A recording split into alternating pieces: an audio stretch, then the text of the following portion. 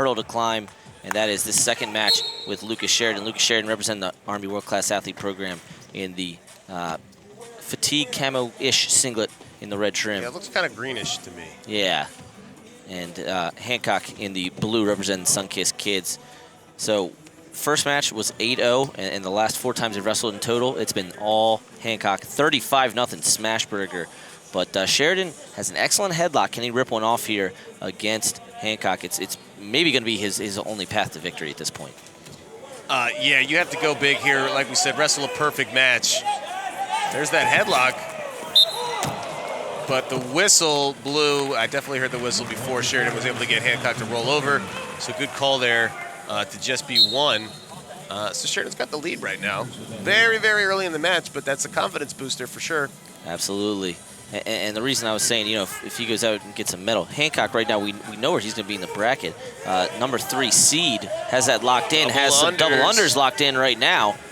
Looking for that throw by. Yeah, that's how we scored a good number of points before. Yeah, no slip on there. Hancock caught him before he got down to the mat, so good call there, giving Hancock the lead 2-1 now. You get the slip if you hit the headlock or arm spin, or usually the 2 most common moves for that, as Hancock's going for the lift, but their heads are in the danger zone, or the warning track. But you have to go all the way to the mat. It has to be a completed move. If either guy pauses it in the middle, then now you have a new move. Your stops the momentum, yeah. Correct. The new motion occurs, and then it will be a 2-point probably for your opponent. Now, he didn't get it there, but one thing I've really liked about Hancock is his ability to not only get points from parterre, as, wow, arm throw attempt, again, changing that direction. Yeah, stopped him, got that headlock from behind, and then you see the guys pull them over your own back to get points, depending on which way your opponent is pressuring in. And now we'll get a review on that. I think the best you can hope for is maybe a slip. But let's take another look at this again. I think it was the correct call. Hancock changes the angle here. You see the arm throw attempt, and Hancock comes out on top, and then Sheridan lands on his butt. I mean, I'm not sure. I mean, I understand the WCAP, it's a testy thing. You got to take the points where you can get them, or at least take the points off the board. But, yeah, it's going to be a quick one, and it will be Hancock's point here. He's up 5-1. I'd like to applaud the coaches for the challenge bricks so far, throwing them immediately after the scoring sequence has ended. Absolutely. That's the spirit of the rule as far as I can tell, that you should be throwing them after the sequence occurs and the points either go or do not go on the board. So, yeah, I concur with you 100%, Nomad. Great job by these corners as far as brick etiquette goes. But one of the things I wanted to mention on the first takedown is that Hancock not only generating parterre offense when he gets guys put down, but transitioning from his feet, and probably right now our best guy on his feet in terms of Greco in this country. And we talked about this last week, right? The difference in freestyle, right? Everyone can score points on their feet, as Sheridan going to get another step out here, make it 5-2. Good aggressiveness from Sheridan. He saw that he could score in the first bout. Earlier in this match. And he's staying aggressive and continuing with the pressure on Hancock. But, yeah, it's the difference in Greco, right? Everybody can score points from parterre. Not a lot of people can score points from their feet right now in America.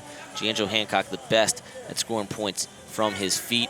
That's why he's up 5-2 with 25 seconds left in this first period. But a great battle. Again, Sheridan had not scored any points the last 4 times they had wrestled. So clearly able to make some adjustments.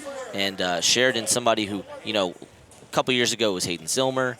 Then it was Daniel Miller, and now it's Lucas Sheridan pushing Hancock to try to meet or exceed what he did on the junior level, which was a bronze medal. Yeah, I think Hancock's got all the potential in the world, but I don't know if it was him or someone else saying that you don't want to be the potential guy, you want to be the guy that actually does the thing. So. I think it was Kyvan. That was a great point by Kyvan, yeah. saying, I don't want to just be the guy who could potentially win an Olympic title. I want to be the guy who actually goes out and wins an Olympic title. Yeah, good memory. It was a good quote. So Hancock definitely on the way there. 2 towels for each guy right now. In the corners, you see the double towel wipe down going on, car wash style. Well, it's big fellas, right? These are big guys. Yeah, they got a lot of real estate to cover. 60 kilos, you can pull off 1 towel. Yeah, Hancock had the full bath towels. That's a good cubic feet of towel in action. A lot of absorbency power.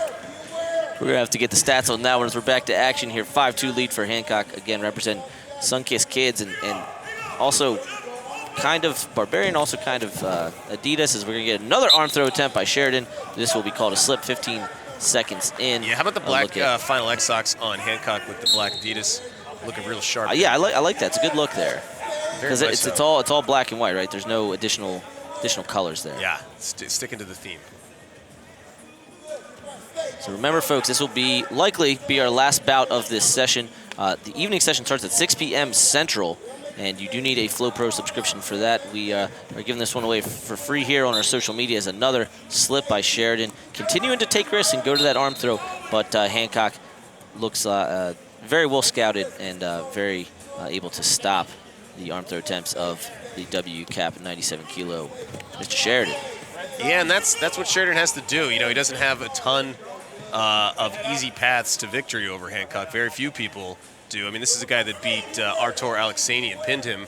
And Alexanian is one of the all-time Greco greats, 4-time. He won a quad, basically swept the quad, but more of like a Tiger Slam style. So yeah, he won 4 consecutive World or Olympic championships. But not 13 to 16, for example. Yeah, that might have been at the time. It doesn't look quite as bad now, but at the time that was maybe the biggest upside I'd ever seen in wrestling. It was pretty tremendous, and Hancock, earned it. I mean, it was a legit.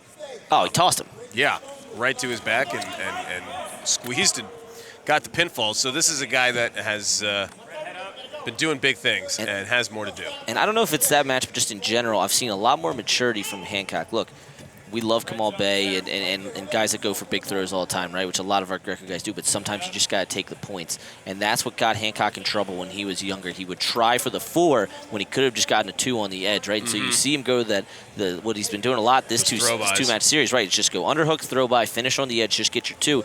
And if the 4 presents itself, take it, but don't force the 4. And I think that's a huge part of why Janzo is ranked number 3 in the world, why I think he can go win a medal and qualify this weight for the United States. Last time around, 2015 Worlds, we qualified 2 of the 6 weights for the Olympics via Worlds, and I think Janzo might represent our best opportunity to get an Olympic weight qualified this year.